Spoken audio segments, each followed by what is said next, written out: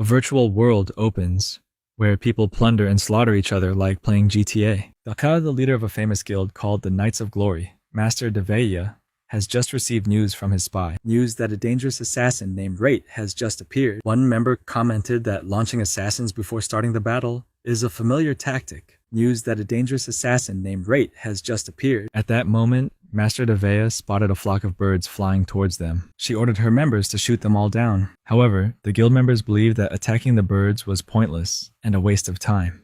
But these birds are not ordinary birds. They are mechanical birds controlled by Rate. They refused to lose and began to counterattack the guild. A huge explosion occurred. Unfortunately, Master Deveya was the only one who suffered a fatal blow. She lay on the ground, her skin scorched like a piece of overcooked meat. Her teammates screamed her name in pain. Suddenly, Deveya turned on the resurrection card and immediately came back to life, with magic circles rotating around her head and body. Deveya says it's all thanks to the magical sacrificial item she wears around her neck. This item has the ability to replace its wearer when they receive fatal damage, so powerful that it helps the user escape death, a rare thing. Every thing was part of Rate's plan, making the guild members realize how dangerous he truly was. Deveya also warns that scapegoats are limited and take time to reactivate, so they should not be as subjective as before. Just a few minutes later, Deveya noticed something strange on the ground. But before she knew it, flames from another explosion engulfed her. She fell to the ground, her body weak and exhausted. Suddenly, a pillar collapsed, falling straight on her. With her last breath, Deveya wondered how there could have been explosives in this building. She suspects that this entire situation was Rate's plan, and that the explosives may have been placed since the building was built. Immediately afterwards, Rate's mechanical bird flew around the area, under his control from headquarters. It announced that the explosion just now was not a normal explosion. It was a device that injected magical energy. At this time, the mechanical bird announced that Rate had just received a new letter. The content congratulated him on completing his mission. As a result, he received a gold bar as a reward. Rate explains that typically the maximum depth at which an explosion can affect people on the ground is 5 meters. Any deeper explosion will have no impact, as the blast energy is absorbed by the ground. However, this is only true for common explosives. What Rate used was a magical energy injection device. When fully charged with magic, it would explode at even the slightest impact. Rate goes on to explain that, no matter how perfect your assassination techniques are, there will always be someone who finds a way to deal with them. But that doesn't matter to him, because no matter how others prepare, Rate always finds a new way to assassinate thanks to his manufacturing skills. For him, that is an immutable law. Manufacturing is exactly what it sounds like. Creating new things, but in real life, Rate is a failure and useless. So he decides to do the next best thing. Become an assassin in VRMMO, because his real life is too bleak and deadlocked. The name of this game is Virtual Life Online, VLO. In VLO, death is a serious matter, as the player loses 1 level upon death. Not only that, they were also banned from logging in for the 3 days, causing serious consequences. Especially for high-level players, losing 1 level means losing 100 hours of play. The entire effort is like a box of cheap pâté. But the developers of this game are not easygoing. They also create a more severe penalty, a complete ban on logging in for a long time. For example, if a battle for territory between guilds takes place, and the main force of a guild is eliminated and cannot return in time, that guild will certainly fail. There have been many guilds that have had their key forces wiped out at the worst times, leading to complete disbandment in important wars. However, in VLO, player death is rare. In the worst case scenario, the player is simply unconscious and needs to revive in town. There are only a handful of big bosses and a few other players. Only have the ability to successfully kill other players. If you get killed too often, like any other MMO, you will be considered useless. In battles between top guilds, each guild often hires dozens of assassins to help. Therefore, witnessing a fight between 2 or more assassins is not uncommon. Especially in killer matches, Raid is considered a special assassin that everyone recognizes, except his family. He is not an ordinary assassin with artery-cutting skills or using boring dual swords. Instead, he specializes in producing and using poisons and explosives to destroy enemies. Raid clearly understood that if he fought head-on, he would lose. But he didn't have to, because his assassin method had no countermeasures. Specifically, if an assassin targets a high-ranking guild, He will be considered excellent if he has a success rate of 15% or higher. However, Rate's success rate in assassinations exceeds 99.9%. According to calculations, this means he almost never fails. Rate has received over 1,000 assassination missions and only failed once. He is confident that his success rate is the highest among the assassins in VLO. While Rate was walking through the city, he suddenly received a letter, not the usual kind of letter he was used to receiving. He opened the letter and saw that it was from a player named Goddess Mises, who was asking for his help. Rate wondered who Goddess Mises was and immediately thought this was just a joke. Because in VLO there are restrictions on character names, any name containing the word God or 69 inches is banned. This further convinced him that this letter was just a meaningless scam, especially since the sender claimed to be Goddess Mises. Although he did not believe she existed, Rate still searched for Goddess Mises, thinking that if she was real, he would be able to hear her voice. Unexpectedly, the device connected successfully, and he heard her voice clearly. Rate immediately asked her how she could use a name containing the word God, and if the ban would be lifted. Goddess Mises replied that she got her name because she was actually a god and the creator of this game. With admin rights, you can choose any name you want, including Godslayer69. Rate heard that but didn't believe a word of it. She claims to be the game's creator, making Rate wonder if this person is paranoid. However, he decided to continue the story and asked for details about the mission. She explains that the mission is to assassinate a god from another world, named Masura Zol. Since Rate remembered the names of all the powerful players, he realized that he had never heard of this name and quickly concluded this would be an easy target. All you need is the target's location. Rate was focused, determined, and very professional, so he immediately asked about the reward for this mission, asking for payment in gold. Mises agrees and offered to pay him 1,000 tons of pure gold. Since Rate had been poor all his life, he couldn't believe it when she offered such a large bonus. He asked her to talk seriously about the monetary reward, but Mises is serious about the 1,000 tons of gold reward, equivalent to 5 million yen, although she would pay the full amount on the other side of the world. Rate still doesn't believe it, and wonders when she will come to her senses. However, he suddenly changed his mind and decided to accept the mission with a smirk. Mises was delighted to hear this, and thanked him, saying that if he did not accept, she would consider herself dead. Rate thought she seemed a bit pompous, since this was just a game.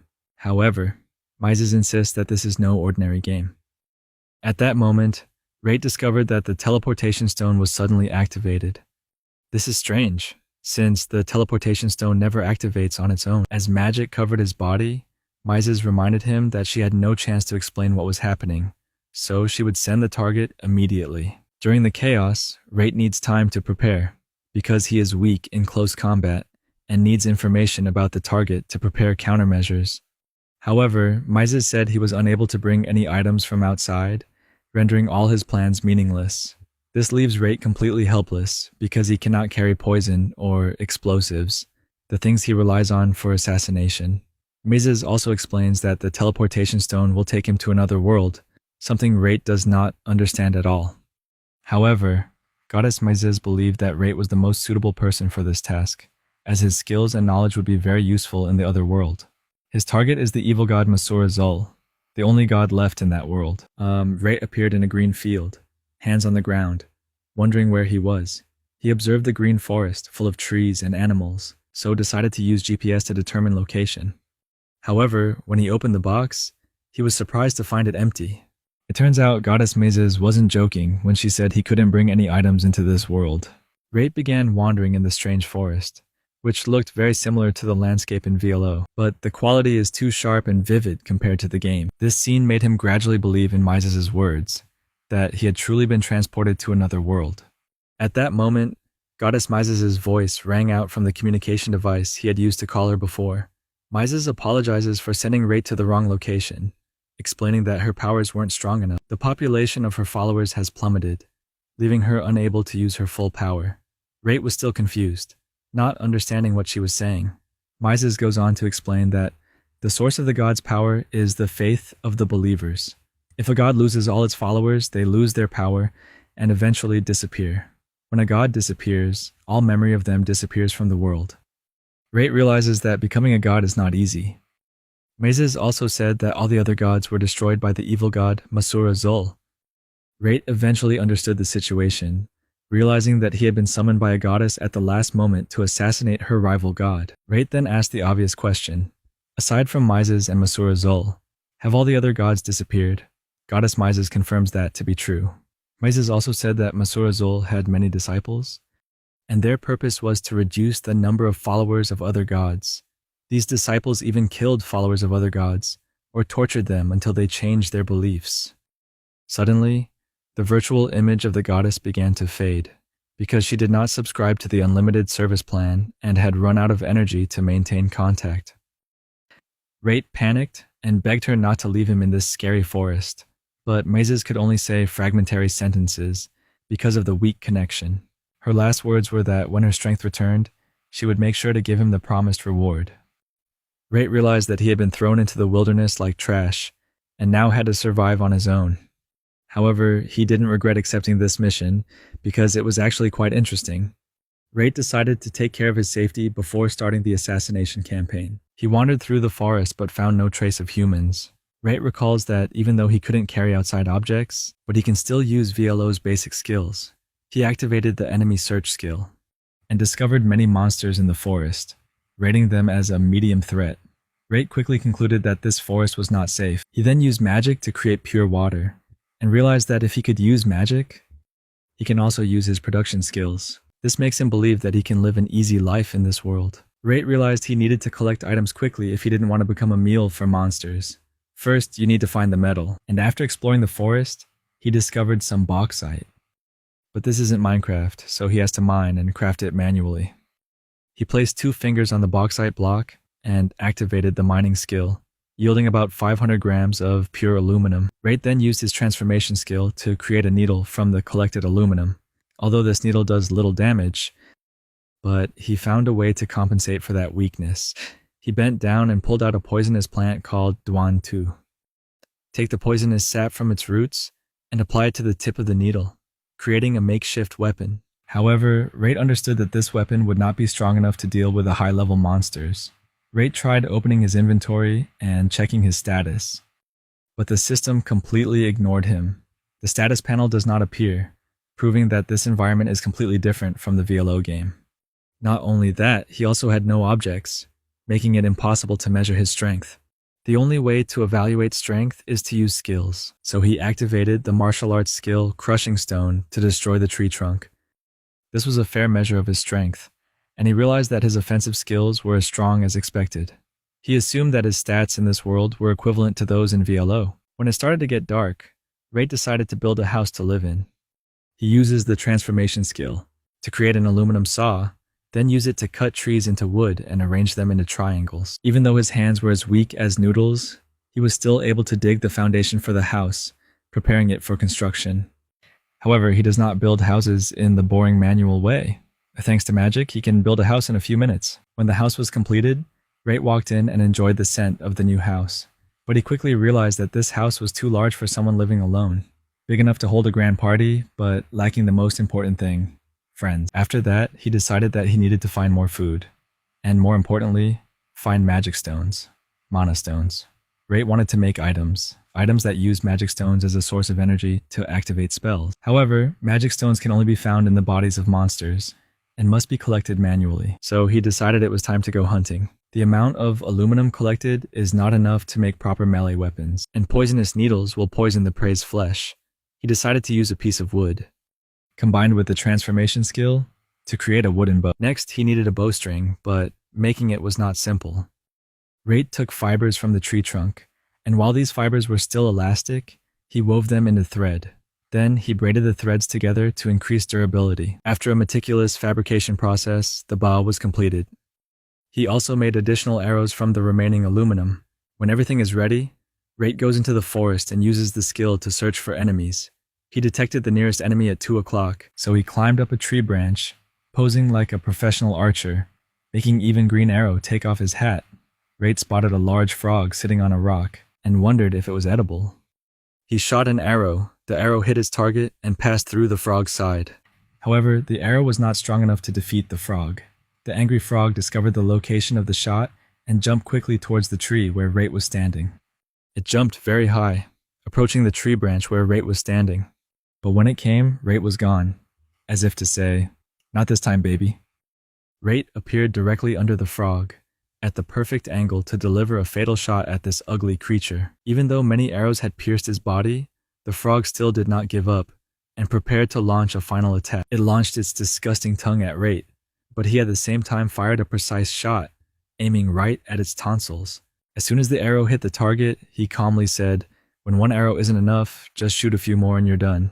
After completing the task, Rate returned home and started thinking about processing frog meat. Apparently, he decided to cook the frog meat he had just hunted. After cooking, Rate commented that the frog meat tasted like chicken. However, he thought to himself that perhaps it was the wildlife that made him crazy when he saw the food become so attractive. With this hearty meal, his survival has now shifted into super easy mode. However, monster frog meat is not something that can be freely eaten, because it contains about 10 poisonous sacs. Rate be careful not to break any of the bags, because otherwise the entire meat will be contaminated.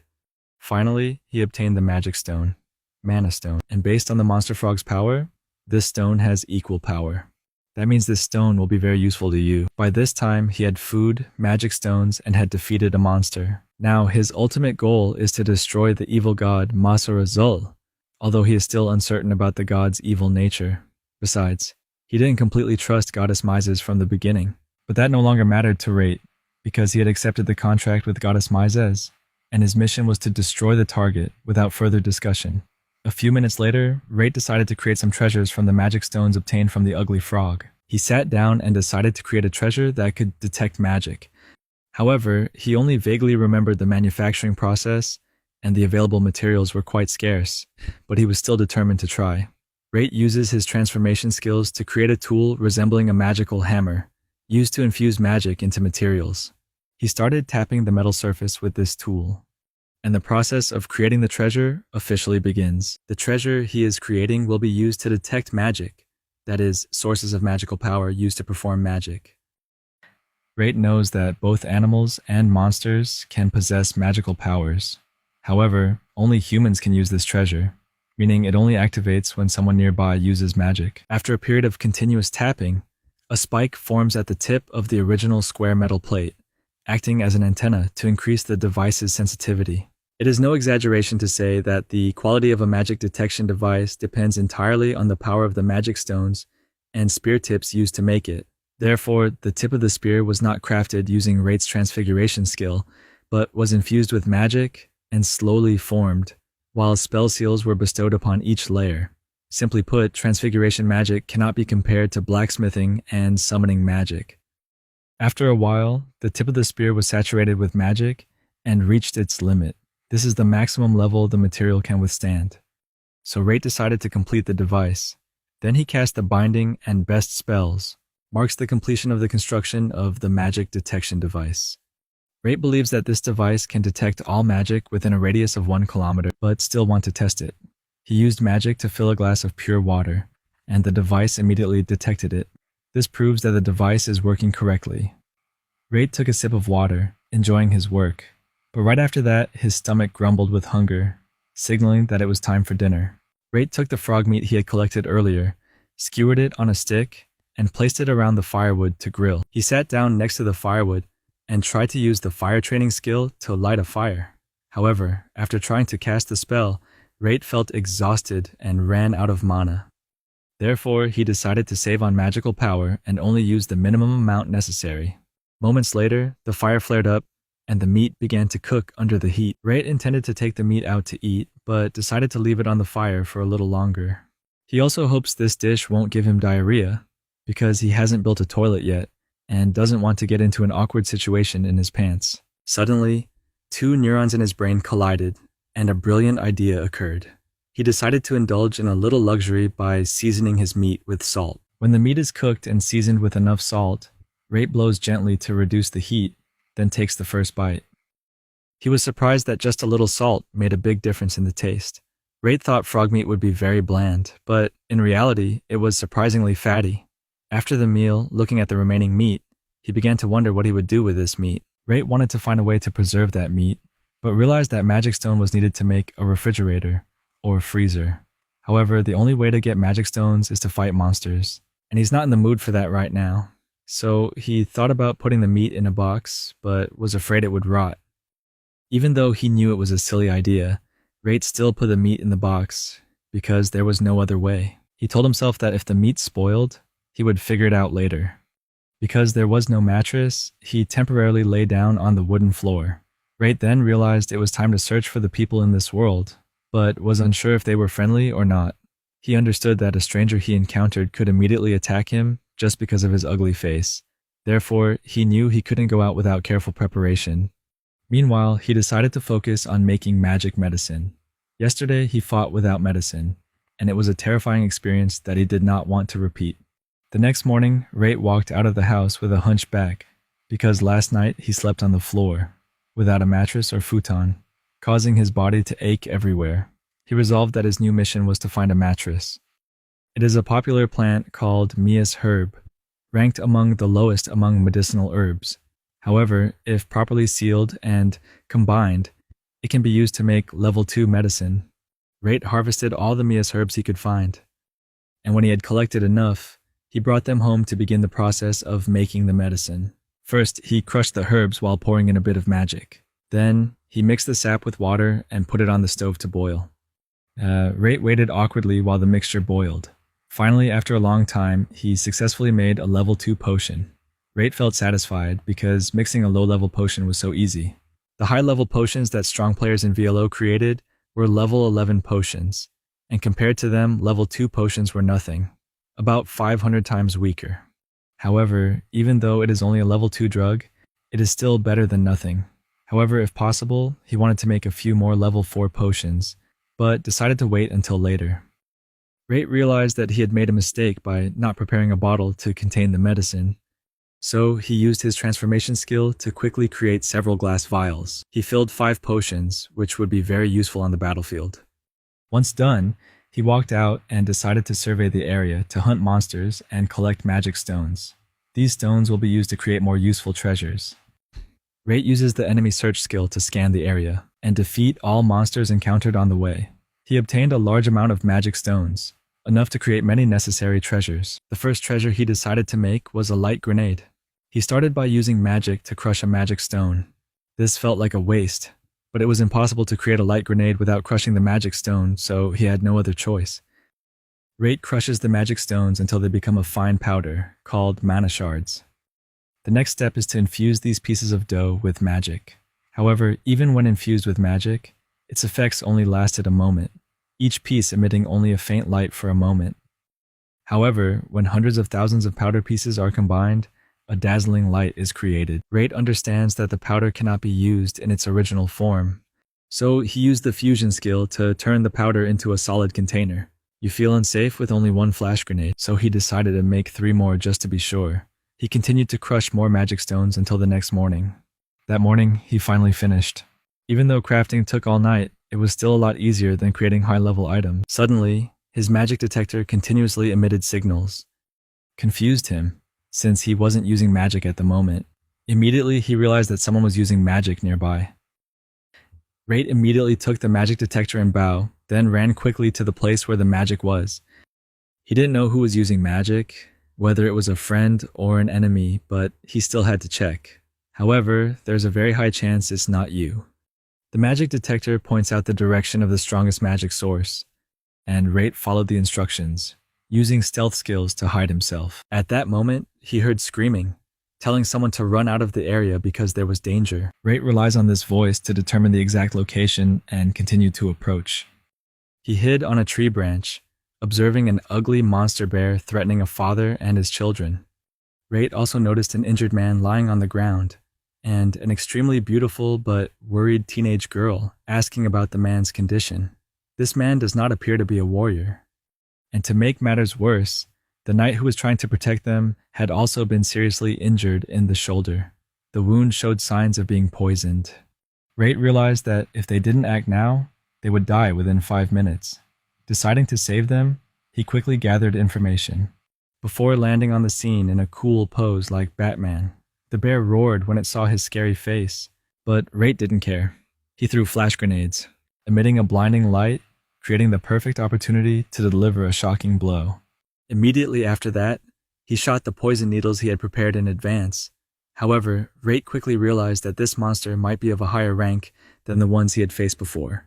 So just using poisonous needles is definitely not enough to defeat it. In this situation, Rate decided to increase the poison dose and converted the poison needle into a poison arrow. He placed the arrow on the bow, aiming right at the bear. At the same time, he told the girl that if she didn't want to complete this task herself, she shouldn't move. Rate shot an arrow, piercing the bear's back, making it crazy and focusing all its attention on him. The bear transformed into Mike Tyson and began throwing strong punches at Rate. However, Rate skillfully avoided all of its attacks. He waited patiently, and his plan was almost complete. The poison on the arrow was a mixture of 3 different types of enum magic.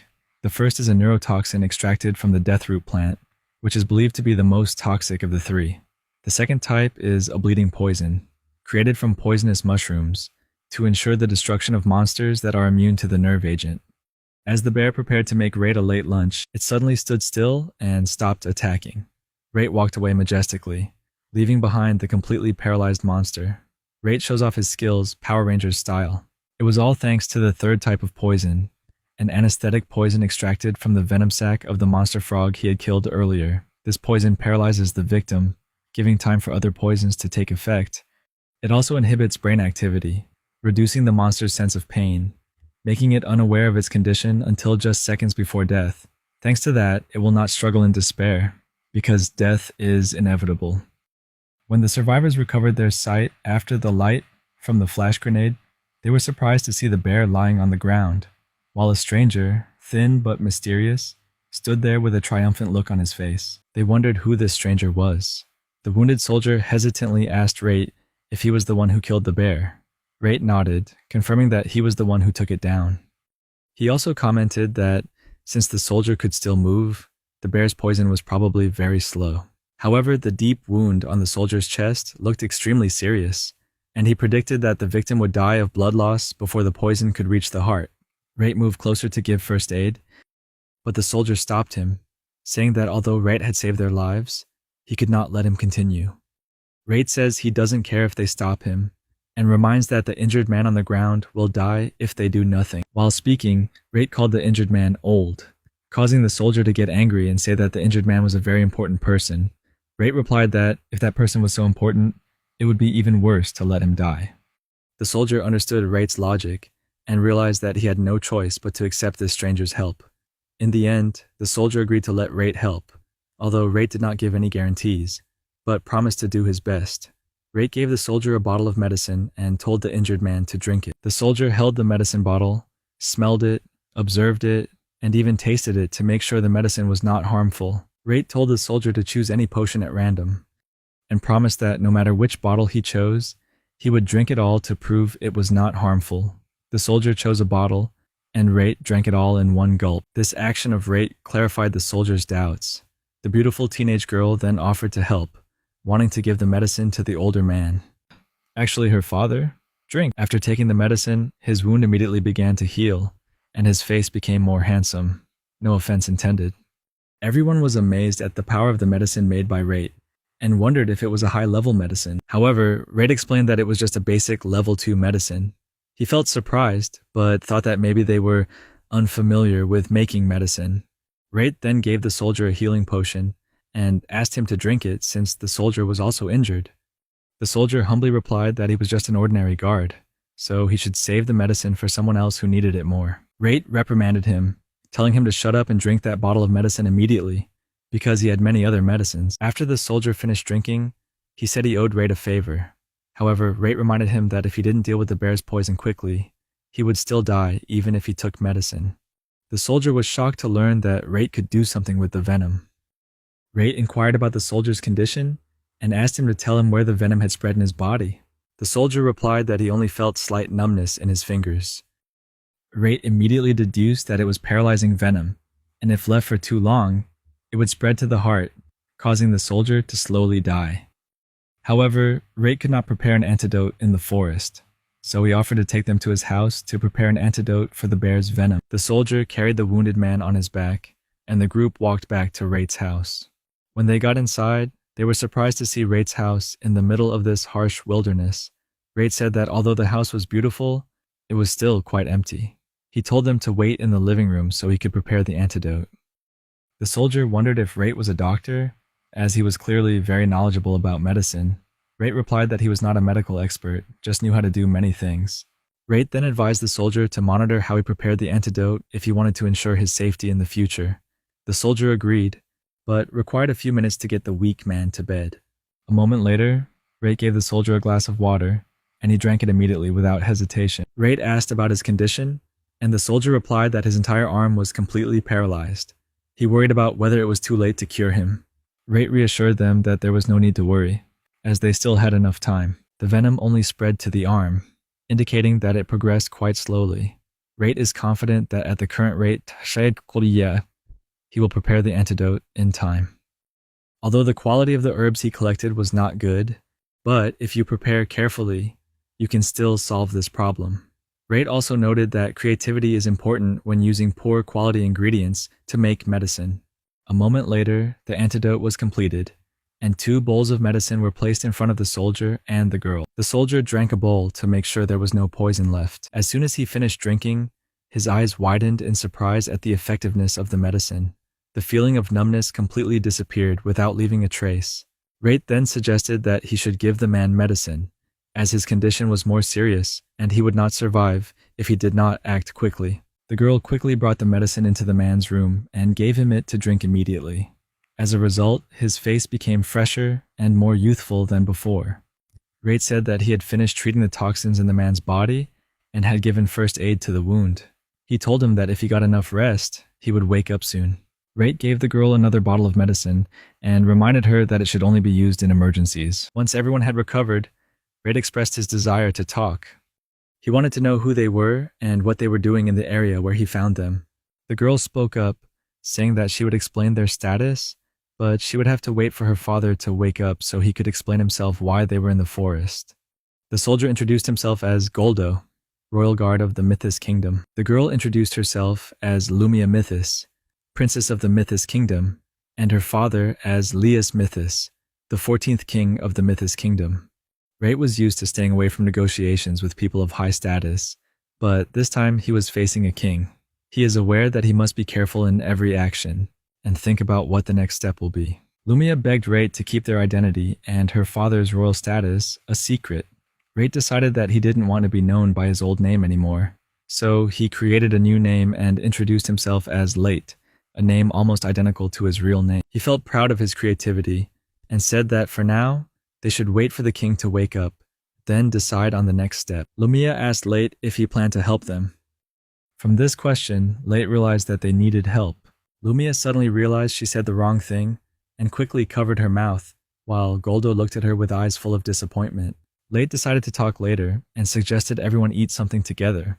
He was seen outside, retrieving the monster frog meat he had stored in the reserve, and was surprised to see that the meat was still fresh, in contrast to his unserious hairstyle. It turns out that food stored in storage boxes does not spoil and still retains its freshness. After a while, he started grilling meat over a wood fire. Princess Lumia walked up to him and curiously asked what he was doing. Late calmly replied that he was preparing to skewer the monster frog, but did not know its name. Lumia was surprised at the thought of eating a monster without knowing its name. Late added that it was unlikely they would be poisoned because he had prepared an antidote. Lumia was impressed with his logical thinking. This surprised Late because he thought she would complain that this dish was not suitable for a princess like her. At this moment, Goldo appeared and immediately transformed into a karate master, creating a strong wind that separated Late and Lumia. He warns Lumia not to let herself be fooled by Late, emphasizing that he was once a commoner himself. He said that normal people don't carelessly eat monsters of unknown origin. However, Late did not mind Goldo's words, continued eating the frog meat, and commented that the pieces of fat in the meat made the dish softer and more delicious. Goldo adds that they didn't bring any food and accidentally reveals that their situation is complicated. Late quickly realized that, but decided to wait for the king to wake up to conduct a formal interrogation. Late once again invited Goldo to try the meat, to check if it was poisonous or not, because he felt that even though he had helped them, they still did not fully trust him. Goldo agreed, and as soon as he took his first bite, the gloomy life of a royal guard suddenly turns into a wonderful dream of a bored middle-aged man A beautiful sunny day on the beach with a hot woman chasing him, Goldo complimented Late's meat as delicious. Lumia then asked Goldo if she could eat Late's meat dish. I mean, cooked meat, not figuratively. Goldo nodded in agreement, as he had no problem with the dish. Lumia prepares to eat, but thought again, wait, I'm a princess. She asked Late for a plate to eat. Late quickly used the transformation skill to create a disc on the spot. Both Goldo and Lumia were amazed by Late's ability to create objects out of thin air. Lumia took a bite and her mind began to dream like Goldo's. However, her dream was quite strange. She was wearing a bikini and enjoying romantic time with a strange frogman. After a while, Late noticed that Goldo had stopped eating and asked him. Goldo replied that because he was a royal guard, he should not eat when there was little food left. Late insists there's plenty of meat left for everyone. Nothing shady. Goldo immediately agreed. He explains that he feels more indebted to Late than Ivy League students owe student loan debt. Goldo added that even in his castle, he had never eaten such delicious meat. Lumia remembered that Late said this was frog meat, and she was surprised that the frogs in the forest were so delicious. Lumia asked if this is Gallia the frog. Goldo reminded her that Gallia frogs are difficult to prepare, and not all species can be found in the forest. However, Lumia said that she had eaten Gallia frogs before, and they tasted exactly like the frogs that Late cooked. She also remembered that when she was at the castle, the king requested this dish once, but out of hundreds of royal chefs, there was only one who could make it edible. Late wondered and asked again, so why is it so difficult to prepare? Goldo explained that in the Gallia frog's body, there are about 10 fragile poison sacs. If you accidentally tear a bag, the whole frog will be poisoned and cannot be eaten.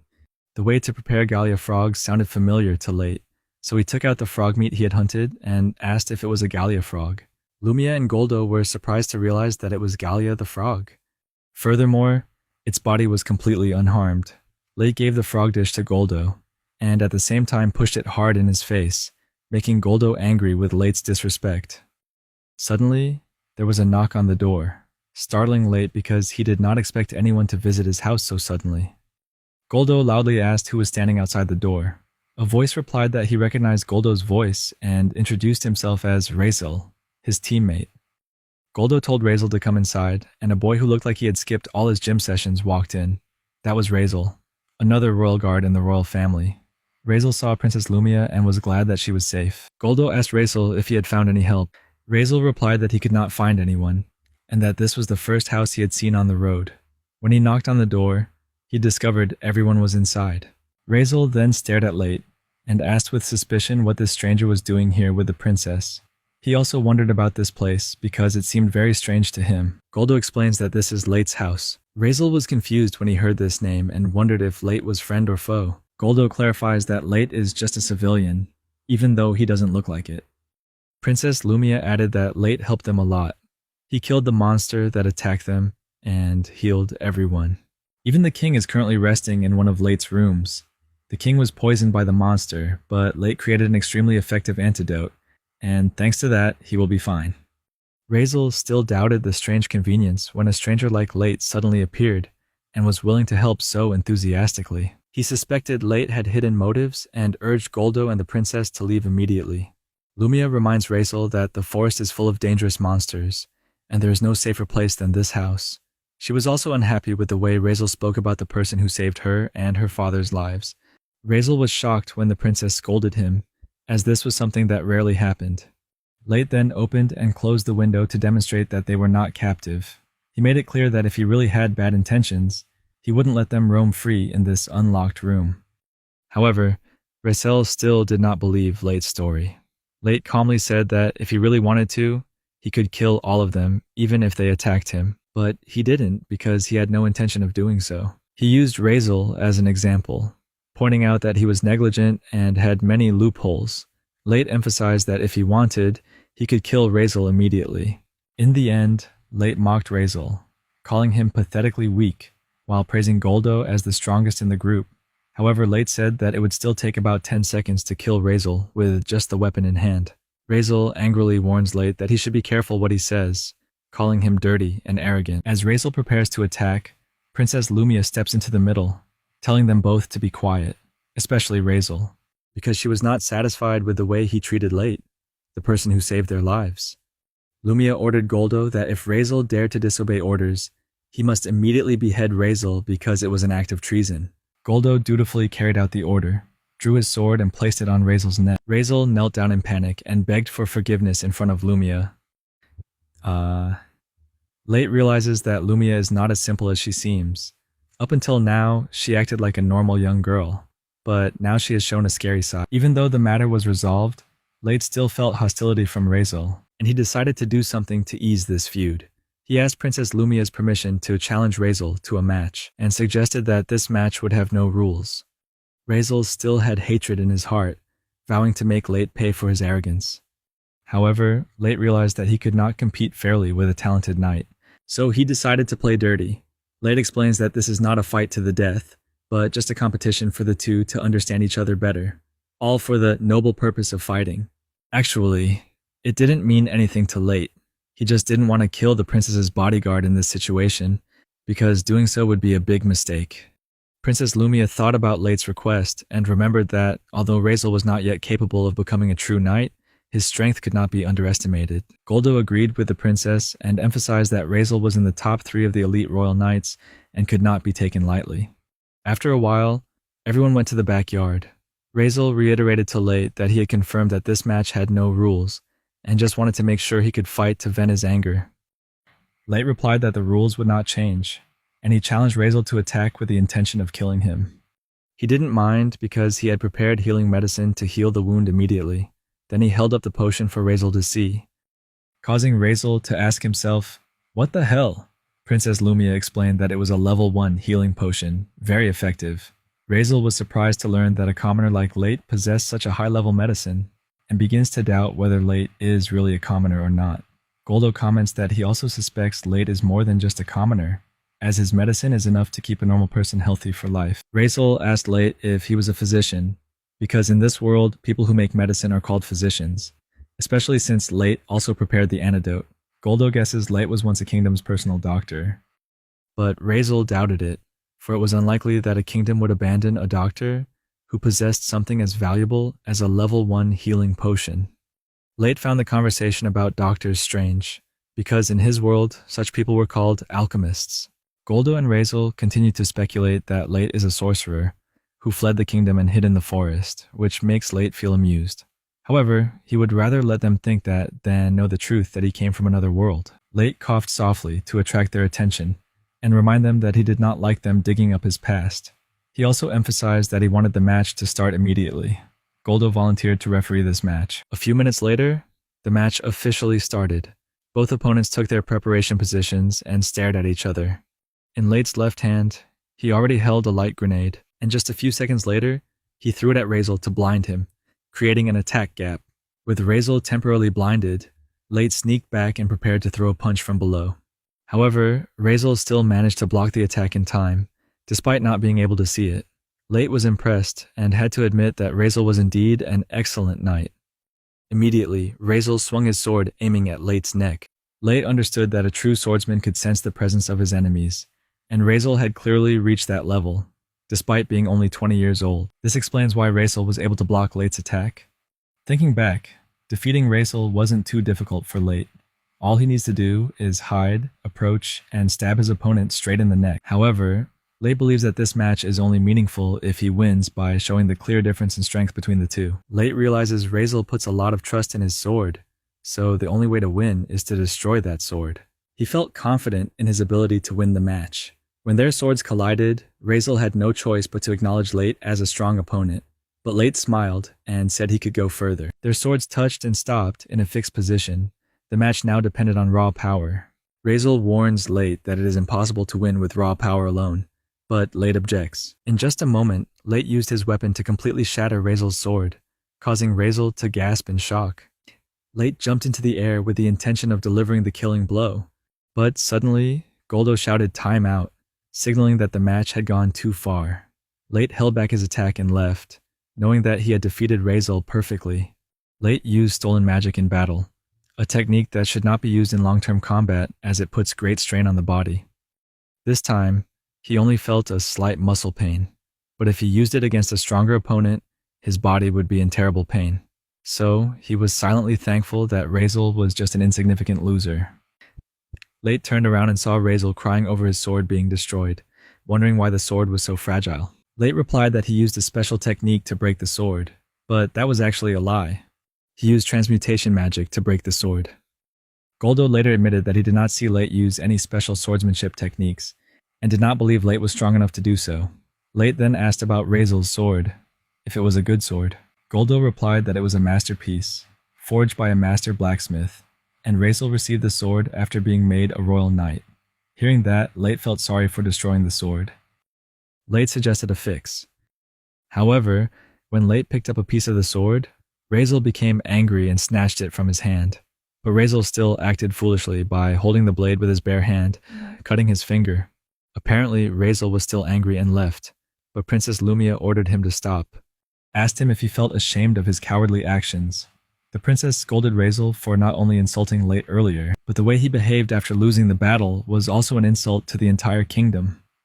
Afterwards, Princess Lumia bowed her head and apologized to Late, accepting responsibility for Razel's stupid behavior. Goldo advised the princess not to bow for too long, and reminded her of her royal status. Lumia then asked Goldo about a suitable punishment for Razel's embarrassing behavior. Goldo replied that Razel had repeatedly disobeyed orders, and that his actions were an insult to the kingdom, so the death penalty could not be avoided. Hearing that, Lumia opened her eyes wide in surprise, just as Late predicted. Because Lumia was only 15 years old, she did not want to have to carry out the death sentence on someone she had known for a long time. Instead, Lumia suggested finding a punishment other than death, but Goldo reminded that according to the kingdom's laws, a knight who dishonored the honor of the Royal Knight Corps would face the death penalty. Even Razel agreed and accepted his fate. Suddenly, Late attracted everyone's attention and said that there was no need to kill anyone. He secretly thought that this regulation was too strict, because if the death penalty was applied to rude words, the population of this earth would have been exterminated long ago. He understood that the Knight Corps was responsible for protecting the royal family, so there was a reason for this strictness. However, Late sensed that Princess Lumia did not really want to execute Razel's death sentence. At the same time, the king waking up and finding out that a royal knight had been sentenced to death could have a negative impact on the upcoming negotiations. Although Late has no obligation to protect Razel, but he thought that protecting Razel might bring some benefit. He emphasized that he was the one who was hurt, but he didn't care about what happened. Goldo said that this was a much more serious matter, as it involved the Royal Knight Corps. He placed his hand on his chest and told how the Knight Corps was established to protect the royal family. He also explains that dishonoring the honor of the Knight Corps is tantamount to dishonoring the royal family, and that is why the Corps has such strict rules. Late immediately understood that this was a matter of honor and prestige. He then told Goldo that there were only 3 people who witnessed Razel's cowardly and useless actions: Lumia and him. So, if the 3 of them kept quiet, no one would know about this incident. Lumia and Late agreed that they were at Tet, they would keep everything a secret to avoid anyone else knowing about this incident. Goldo thought for a moment, and then proposed to the princess to give Razel's life to him and Late. He explained that the Royal Knight Corps had an exception that allowed for a postponement of a sentence if the person being sentenced was assigned a mission. Late immediately understood Goldo's logic. The death penalty would be postponed until the mission was completed, and if the mission never ended, then the punishment would not be carried out either. However, to do so, the consent of both the victim and the convicted is required. After the exception conditions have been approved, Goldo will decide on the details of the mission according to his wishes. Razel bowed his head in shame and thanked them. Goldo reminds Razel that if he does this again, he will lose his head and be placed on a plate. He also informed Late that if Late changed his mind at any time, just tell him, and he would execute Razel immediately. Late was surprised to realize that he suddenly had the power to kill Razel, while his original plan was just to show off a little strength through a trial match. He didn't expect things to go so far.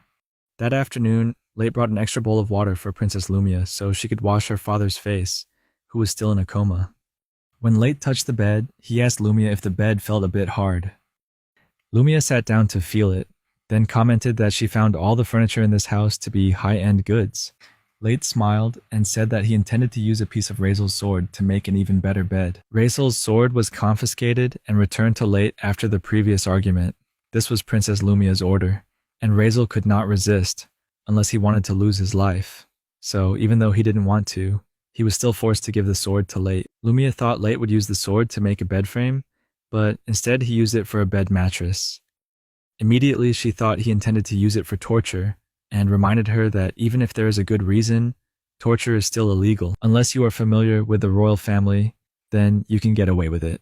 Late assured her that he wasn't planning on torturing anyone and was just making a normal bed. Lumia can imagine a bed with swords attached to the mattress, which sounds crazy but is actually not a bad idea. Just kidding. Then, Late used transformation to create a spring, make a support frame for the mattress. While he was preparing, Raisel watched him use the sword to create items, and as if it couldn't get any worse, Raisel's face became extremely upset. At that moment, Goldo shouted his name, asking him to get back to work. Not long after, Late finished installing the springs for the mattress, added the cover, and used magic to connect it all together. After finishing, he sat on the bed and commented that the bed was very comfortable, then suggested that Lumia try lying down. Lumia looked and was surprised to see that Late had made this wonderful bed from sword pieces. She sat down and the spring immediately shot her into the air. When she landed, Lumia excitedly commented that she had never seen such a wonderful and soft bed in her life. Lumia began praising Late, not only because he could make excellent medicine, but also because he could make an excellent bed from sword fragments. She also realized that if he mass-produced it, he could make a large profit, but he actually wasn't too keen on that idea. Late told Lumia that he would go around the house to make a few more beds like that, since he had free time. After Late left, Lumia jumped onto the bed like a small child, which in fact she was. She also tried lying in all sorts of positions, sleeping positions of course. At that moment, Late turned around and threw her a pillow he had just made. Lumia hugged the soft pillow tightly, her face turning red as she watched Late leave the room. A moment later, Lumia saw Late working and had a request, but hesitated whether to say it or not. Late noticed this and asked if she needed anything. Finally, Lumia asked in a low voice if she could take this bed back to the palace. Late was surprised because the only thing she hesitated about was the bed. He said it didn't matter. As long as he had enough ingredients, he could make as many more as he wanted. This made Lumia happy, and she thanked him while hugging the pillow tightly. Meanwhile, Raisel was forced to work until he was exhausted. The next morning, Lumia was surprised to see that her father had regained consciousness. The king was also surprised because he was still intact. Late explained that it was all thanks to the level 2 medicine he prepared himself. The king laughed in disbelief, because he couldn't believe that a normal person could create such a medicine. King Lias then asked Late to prove his talent by making the medicine right before their eyes. Late agrees. However, the condition is that the king must explain why he was injured in the forest. The king looked at Late with cold eyes, asking again if he dared to negotiate with him. However, the king's stern look quickly turned into a smile, and he agreed to Late's request, but only after he successfully created a real level 2 drug. Lumia worriedly asked her father if he was sure about this decision. King Lias reassured his daughter, saying that he really needed help and that a doctor who could make level 2 medicine would be very useful. They both went to the kitchen, where Late began making medicine. He placed the ingredients on the table, with mejia grass as the main ingredient. Then Late put the grass in a bowl and started crushing it. The king praised his skill. Late humbly replied that it was because he was a professional doctor, even though that was a lie. When he completed the grinding and achieved the necessary fineness, he began to boil the mixture. The medicinal pot continued to boil until night fell and was finally completed. The medicine bottle appears transparent red, proving that it is a real level 2 medicine. He then poured the medicine into the bottle and got it ready for use. The king suggested trying the medicine, even though he was not injured. King Lias took the knife and cut into his palm, causing Goldo and Lumia to scream out of concern for him. He opened the medicine bottle and poured it on the wound. Immediately, the wound heals. Even Late was surprised that the king was experimenting on himself like a normal person. The king then said that he could not experiment on other people, and if the medicine was truly effective, there was nothing to worry about. The king, princess, and Late sat down to chat.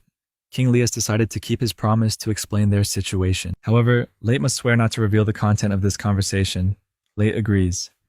And the king finally confessed that their mission here was to assassinate. The king reveals that the prince's bodyguard was killed by a wizard named Satarx, who used teleportation magic. Although the king was capable of fighting, he did not react in time and was injured. Late now understood that they were on an assassination mission and relied on teleportation magic to complete it. However, teleportation magic is not strong enough to kill people, But if there is a trap set before teleportation, even the highest level players can be destroyed. After the king finished telling the story, Goldo immediately knelt down and apologized for not risking his life to protect the king. Lias asked Goldo to raise his head and reassured him that no one could protect him in that situation.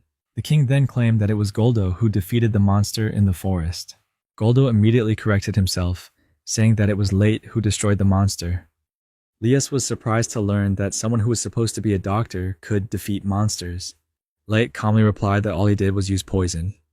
At that moment, the king remembered that he had been seriously injured by the bear, and wondered if it was all just a dream. Late then took out a bottle of poison that he had prepared from natural ingredients. Lias concluded that Late was definitely an expert on drugs. Goldo also mentioned that, although Late claims to be a doctor, he is also very good at hand-to-hand combat, and even defeated Raisel in mock combat. The king recalled that, although Raisel did not have much value, his swordsmanship skills were still considered top-notch. However, an unknown doctor easily defeated him. Goldo also mentioned that Late used a special technique to destroy Raisel's precious sword. After hearing all that Late had done, the king asked Late to help him return safely to the palace. Since the surrounding forest is dangerous, support from an excellent doctor like Late will ensure their safety. However, Late did not think that returning to the palace would solve all problems. He explains that the person who summoned the monster to attack them certainly wouldn't welcome the king with a welcome party. Satarx, the man behind the incident, is probably being executed for treason right now. Late also commented that Satarx was naturally a sneaky person, and if the king suddenly disappeared, Satarx would be the first to be suspected. Late interrupted Lias, asking why a suspicious person like Satarx could associate with the prince's bodyguards. At that moment, the king realized that he had made a big mistake by assigning the task of protecting Prince Casas to Satarx. Late then asked Lias how suspicious Satarx is. Lias replies that there have been a series of suspicious deaths around Satarx, and there are rumors that he puts strange things in other people's food. In fact, the king admitted that he would rather hire adventurers than have Satarx protect Casas. According to Late's observations, Satarx's behavior clearly only deserved the death penalty. The king also realized that he should have dealt with him a long time ago, but instead the only punishment he received was to wash dirty dishes. After that, he was immediately forgiven. Late then asked if anyone objected to the king's wrong decisions. However, no one spoke up, including the usually talkative prime minister. At this point, Late began to understand how the mage had manipulated the situation. That was mind control magic, an extremely complicated magic to cast. However, Late explains that the degree of success of mind control depends on the level of manipulation. However, if he thoroughly investigated the abnormalities in his memories, he believed they could be resolved. Meanwhile, at the castle, Satarx realizes that the mind control spell he placed on Lias has been broken. He began to doubt whether someone had rescued the king from the curse, but to him, it didn't matter. Satarx swears that no matter what happens, he will not allow anyone to stop carrying out Loris Mars's orders, no matter who it is. He also said that he would make a person named Rias suffer pain and despair gradually, if Rias is still alive. Meanwhile, at Late's house, the king asks if Satarx are hated by everyone, and Late confirms it. Suddenly, all three royals opened their eyes wide at the same time, as if they had just come out of a heavy coma. At this time, the king realized the bitter truth. Everyone in the castle was still allied with Satarx, despite his brutal actions. Lias did not want to believe that his loyalists would collude with the Satarx to push him from the throne. Late simply coldly concluded that their politics were really bad. Lias went on to say that there weren't many kings who truly cared about the survival of their people like he did. Since ascending the throne, the amount of money used by the royal family has decreased by more than half compared to the previous generation of kings. However, the solution is not to completely cut necessary political expenses, otherwise he will fall into nothing. Late clearly understood the current situation, and was convinced that Satarx had used mind manipulation magic, brainwashing everyone in the castle. However, the king did not understand the mind manipulation magic that Late mentioned. Late explains that this is a type of magic that magicians use to control the minds of others, forcing them to do their will. Late is very familiar with mind manipulation magic in the VLO world, but there, only NPC villains are allowed to use it, not players. Lumia continues stating the obvious, that no one suspects Satarx precisely because of his mind manipulation magic. However, there was still something that troubled the king. Lias realized that Satarx could completely manipulate him without having to drive him from the kingdom, so he wondered why he didn't. Late explains that all royals and high-ranking adventurers have high resistance to mind manipulation magic. Perhaps that's why the Satarks chose to kick him out of the castle. Lias understood Late's reasons and concluded that he needed to end the Satarks' brutal rule. If Satarks truly uses mind manipulation magic, the kingdom will fall into his hands. However, he still doesn't know how to do it. Late then came up with a drastic solution, making the king curious. He explains that if he kills someone who is using mind manipulation magic, all those controlled will be released. However, Leah still did not feel reassured after hearing Late's proposal. He asserted that the Satarks were not an easy opponent to defeat. Late replied that if the simple method didn't work, they should try a more complicated method to get rid of him. Lias explains that the palace's defenses are strong, and sneaking in would be almost impossible. Late calmly replied that if a defense system was that tight but still allowed a mind-manipulating mage to get in, then breaking in wouldn't be too difficult. Lias looked exasperated by Late's complacency and insisted that only a highly trained professional assassin could overcome the palace's defenses. He added that even if there were such a person, they would not be able to contact him. Late immediately told them not to jump to conclusions and offered to introduce an assassin to them. Initially, Lias was skeptical that Late actually knew a professional assassin. However, Late affirmed that with his level 2 potion-making ability, having special relationships was not unusual. The king eventually admitted that Late was right.